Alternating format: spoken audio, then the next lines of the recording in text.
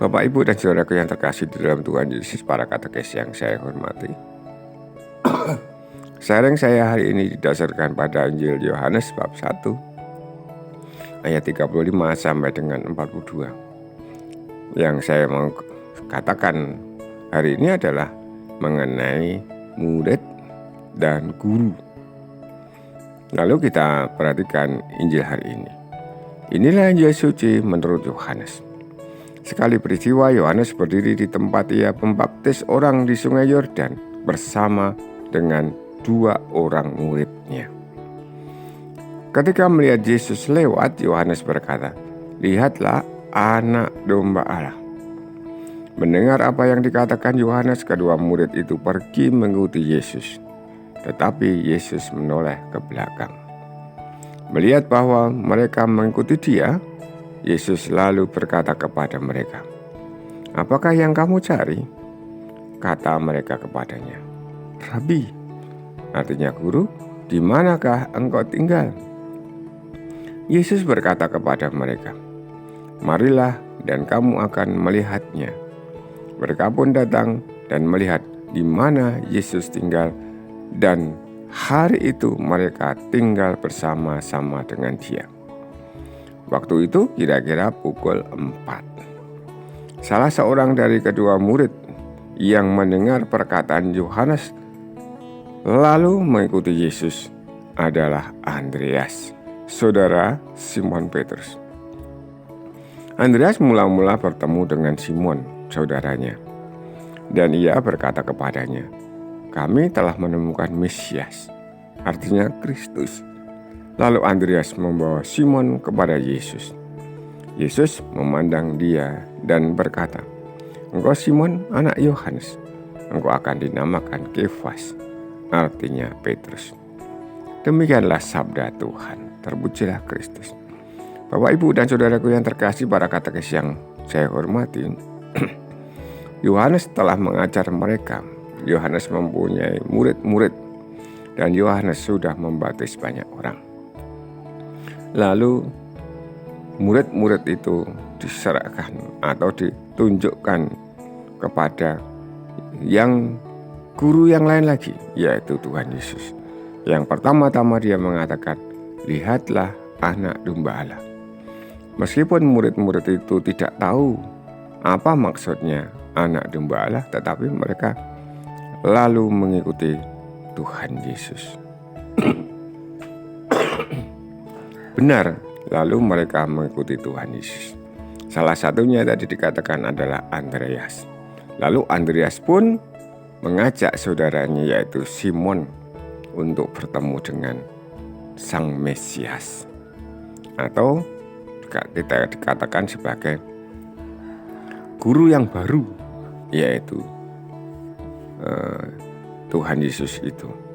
Nah, di sini kita perhatikan bahwa memang ada perubahan-perubahan dari penyebutan. Misalnya Yohanes tadi menyebutkan sebagai anak domba, lalu murid-murid itu mengatakan sebagai guru, lalu selanjutnya akhirnya dia juga melanjutkannya menjadi sebutan Mesias. Bapak, Ibu, dan saudaraku yang terkasih di dalam Tuhan Yesus, bagi katekes, katekumen adalah tanggung jawab untuk diajar, untuk diarahkan kepada Tuhan Yesus. Tetapi setelah selesai, lalu kita tunjukkan untuk menjadi benar-benar murid Tuhan Yesus. Benar-benar menyebut Tuhan Yesus itu adalah guru. Yang bukan katekes itu, tetapi guru yang sejati adalah Tuhan Yesus sendiri. Lalu juga kita memberi pengetahuan, mengenalkan terlebih dahulu bahwa Tuhan Yesus itu memang adalah anak domba Allah yang harus dikorbankan untuk kita semua, untuk umat manusia, untuk menebus kita semua. Dan selanjutnya juga diperkenalkan untuk dipahami oleh para muridnya bahwa dialah Sang Mesias. Sang Mesias yang secara duniawi memang bukan Mesias yang diharapkan oleh umat Israel untuk menjadikan negara, untuk menjadikan kerajaan, untuk menjadikan umat manusia yang secara duniawi itu luar biasa, kaya, sejahtera, tidak berkekurangan, mulia di dunia. Tetapi tidak, yang paling utama adalah menjadi Mesias bagi semua orang, menjadi penanggung atas dosa-dosa kita.